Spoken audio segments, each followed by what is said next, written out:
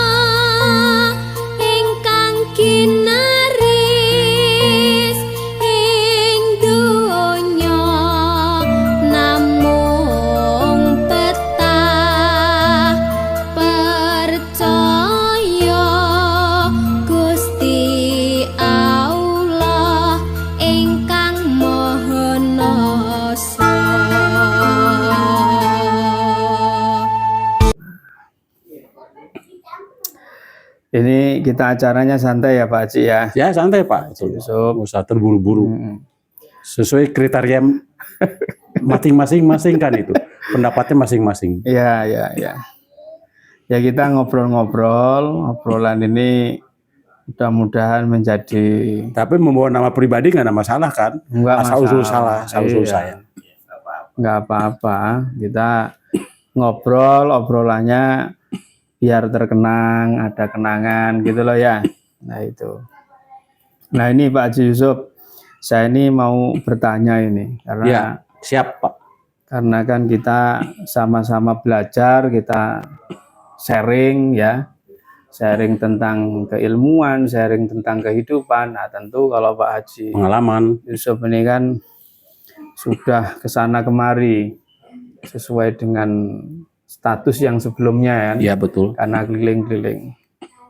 Nah ini Pak, terkait dengan kehidupan ini, sebenarnya apa sih tujuan manusia hidup di muka bumi ini? Ini menurut pandangan Pak Haji Yusuf Ismail, tanpa harus ada dasar buku atau dasar apapun, pokoknya ininya Pak Haji Yusuf aja. Alami. Monggo silakan. Ya sesuai Purwadaksi ya, Purwamimiti Daksi Wekasan, asal usul saya Pak.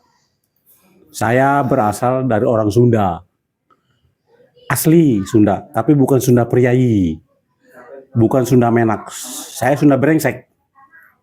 Ada Sunda. itu Sunda Brengsek ada. Ada Sunda. Ini contohnya saya. Iya iya. Sunda Brengsek contohnya saya. Iya iya. Lahir dari keluarga kecil yang tidak bergelimang kemewahan. Ya. Nah, tujuan hidup itu macam-macam Pak. Tujuan hidup dalam kriteria agama, dalam kriteria non agama. Contoh, kalau kriteria agama, fi mardotilah, meminta izin dan ridho Allah, segala sesuatunya. Setiap engkau melangkah ingat akan Tuhanmu. Selalu ingat Purwadaksi asal usulmu. Banyak bersyukur. Asal usulmu kenapa? Asal kita dari tanah. Terbuat dari segumpal tanah. Kemudian hidup pun kita di tanah, tidak pernah lepas dari tanah. Mati pun kembali ke tanah. 2 meter kali 1 meter. Ya. Itu asal usul kita Pak. Asal kita berasal dari mana? Dari lubang. Hidup pun nyari lubang, lubang atas, lubang bawah. Dan kembali pun kepada lubang, lubang kubur. Iya iya iya. Itu asal usul Pak.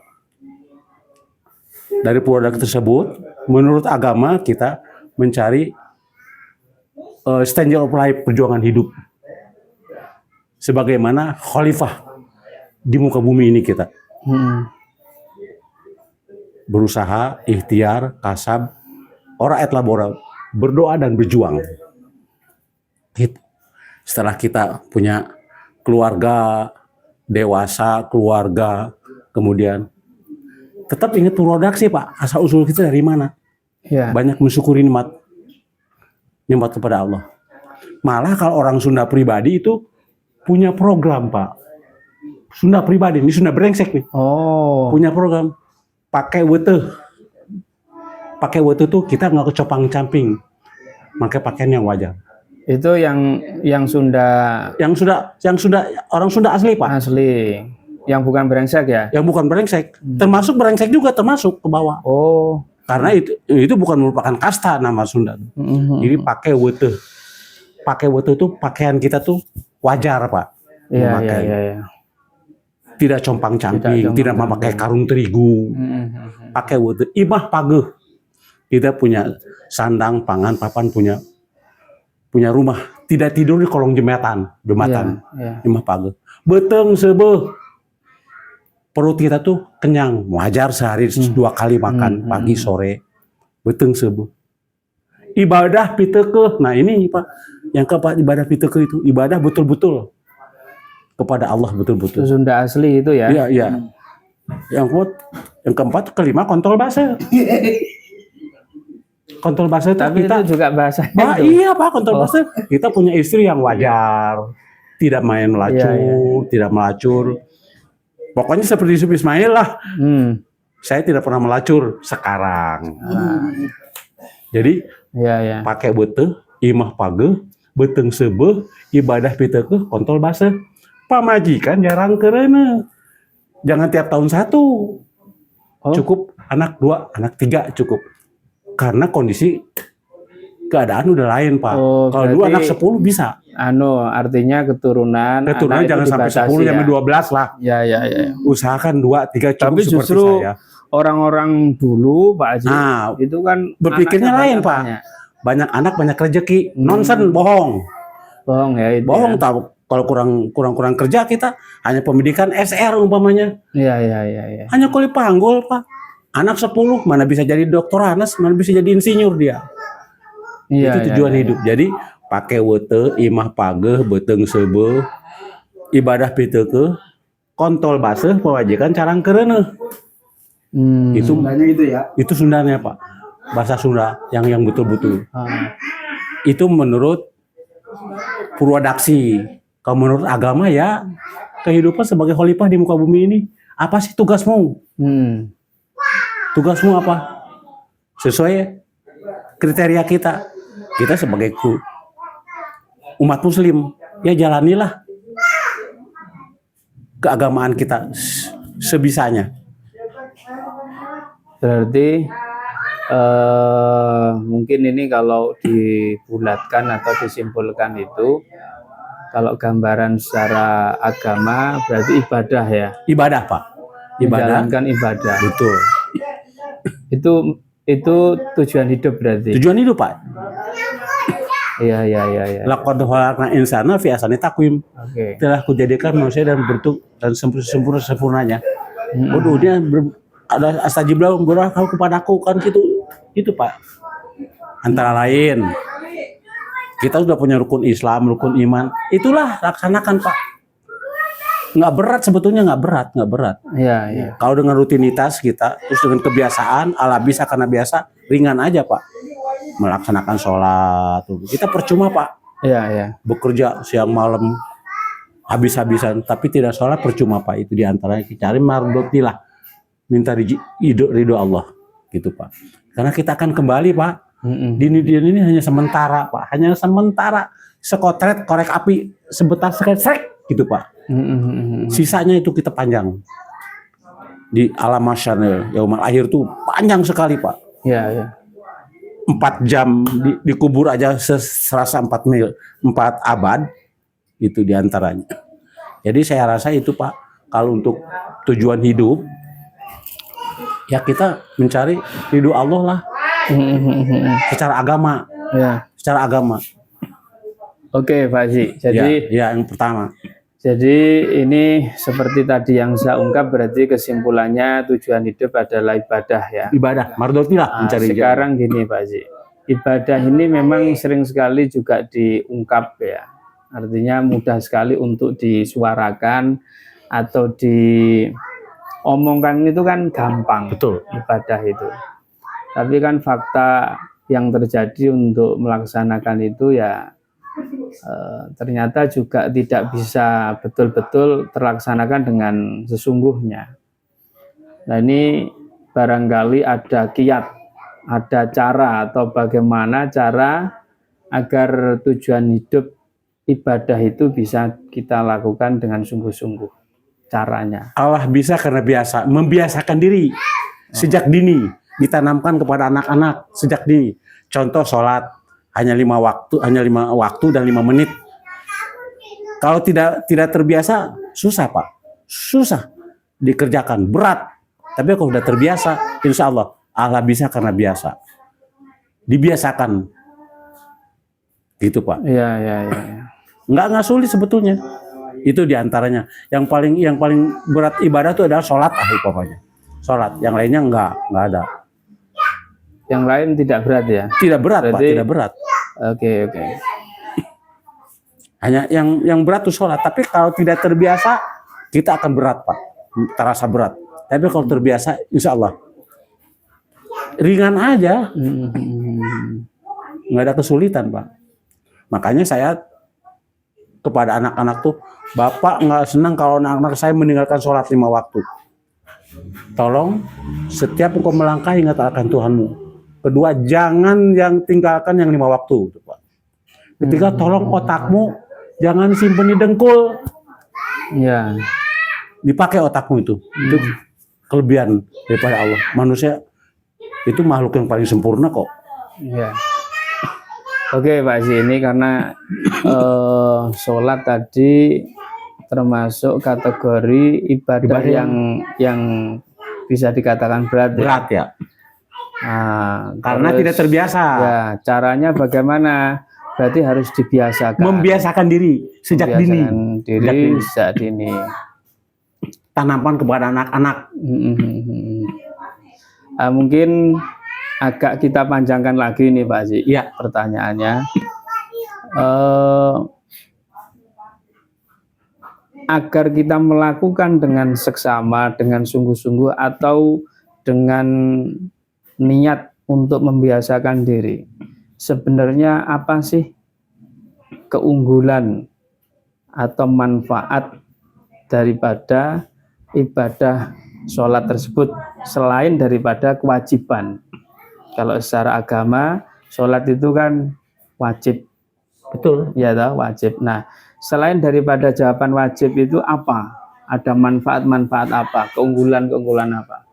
Luar biasa Pak, keunggulan sholat itu Pak. Pertama, hablum minallah, kita dengan Allah langsung. Subhanallah.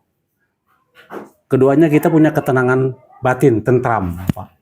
Dalam kondisi apa saja, pasrah kepada Allah, keimanan kita kepada Allah, segala sesuatu pasrahkan. Allah akan memberi petunjuk kepada kita Pak. Itu keringanan-keringanan di antaranya kita melaksanakan ibadah sholat itu Pak. Iya. Pertama, tiang agama sholat. Kalau rumah tanpa tiang kan rubuh Pak. Nah kita mendirikan tiang paling tidak. Keduanya, orang yang mendirikan sholat itu, Bapak tahu sendiri, nggak mau kita sebut monyet. Yang mendirikan sholat kan hanya monyet Pak. Monyet. Iya. Apa perbedaan manusia dengan monyet? Gampang. Monyet melahirkan, manusia melahirkan. Monyet pacaran, manusia pacaran. Sama, monyet ya? berciuman, manusia berciuman. Monyet makan, manusia makan. Tapi ada yang membedakan kelakuan manusia dengan monyet. Monyet tidak sholat, kita sholat. Jadi kalau kita tidak sholat sama dengan monyet. Ya, masuk. Itu perbedaannya Pak. Ya. Gitu aja, nggak usah jauh-jauh. Benar. Makanya kasih contoh kepada anak-anak, kepada yang teman-teman dekat.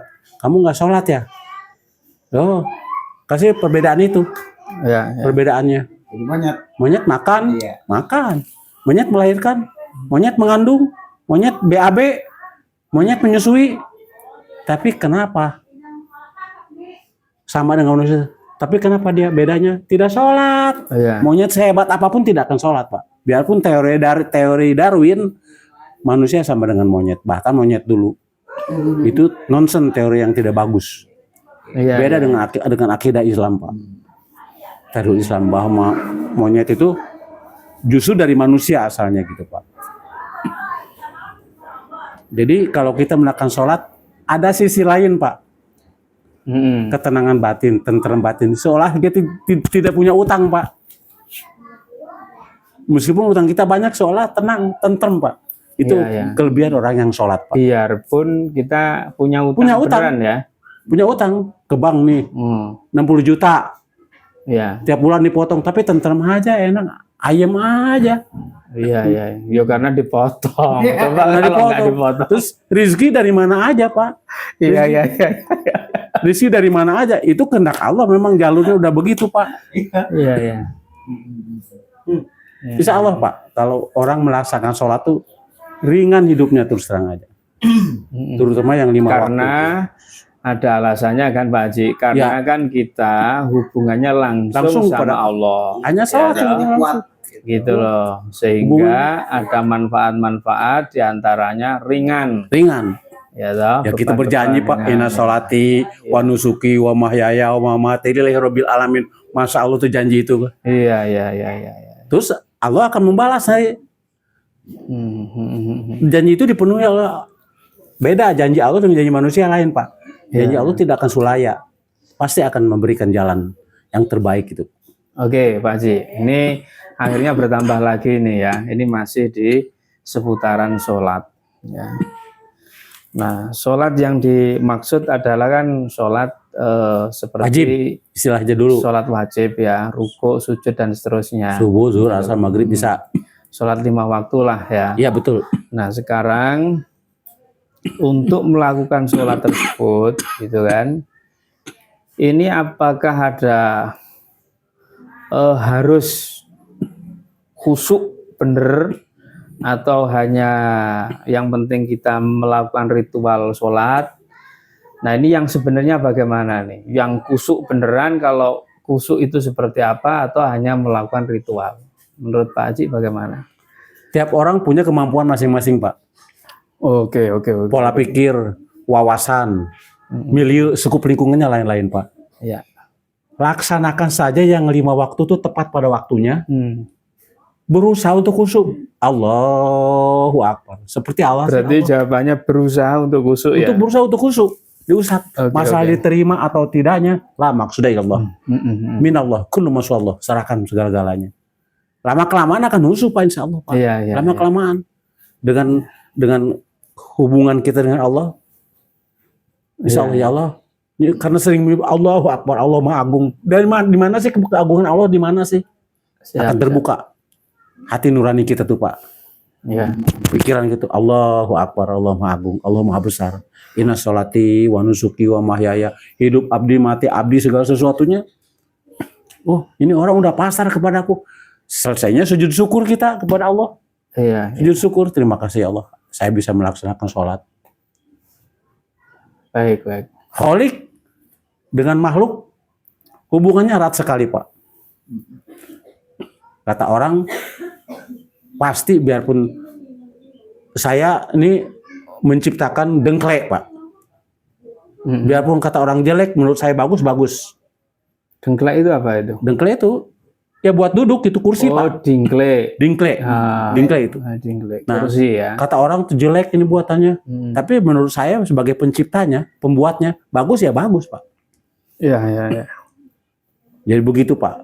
Kalau menurut saya belajar khusyuk, insya Allah. Ya. Ya, artinya kan kita terus-menerus belajar berarti ya kan? Terus belajar. Jadi belajar tidak ada henti-hentinya ya, terus-menerus. Baik, Pak Haji, ini saya kira kaitannya dengan pertanyaan awal tadi, tujuan hidup, termasuk caranya, termasuk pembahasan tentang ibadah, juga sholat, saya kira cukup gamblang. Nah, sekarang ini sebagai tambahan Pak Haji karena Ya. tambahan pengetahuan ya buat kita ini.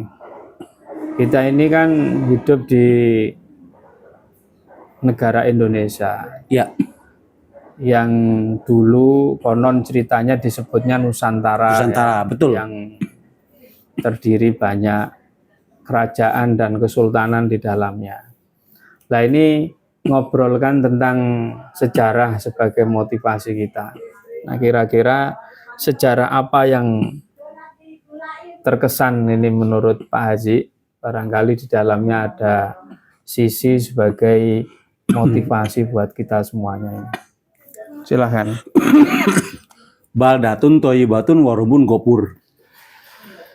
Itu Pak pembukanya, karena setiap orang yang mencintai negaranya pasti cinta kepada diri sendiri.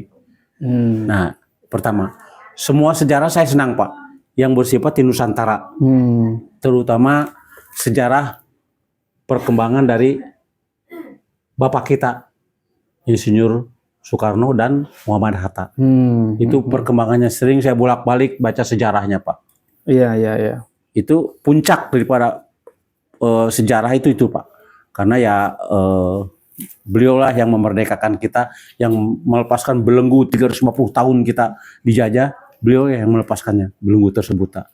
Sehingga pada tanggal hari Jumat jam 10 pagi yang 17 Agustus 1945 di Pegangan Timur nomor 56 kita bisa merdeka. Beliaulah Pak yang sejarahnya yang saya kagumi itu Pak, yang luar biasa. Manusia dua itu Pak, Masya Allah. Ya berarti kan pendiri bangsa ya. Pendiri bangsa Pak. Pendiri bangsa Bapak Insinyur Soekarno dan Muhammad Hatta. Itu manusia dua itu saya kagum sekali, luar biasa segala sesuatunya Pak. Hikmahnya luar biasa saja. Karena dia yang melepaskan belenggu penjajahan 350 tahun plus 3 tahun setengah oleh Jepang kita. Beliau yang memerdekakan kita sehingga bisa seperti ini, kita ini seperti jasa beliau lah. Tapi ngomong-ngomong Pak Haji sempat ini ya mengalami dipimpin oleh eranya beliau ya.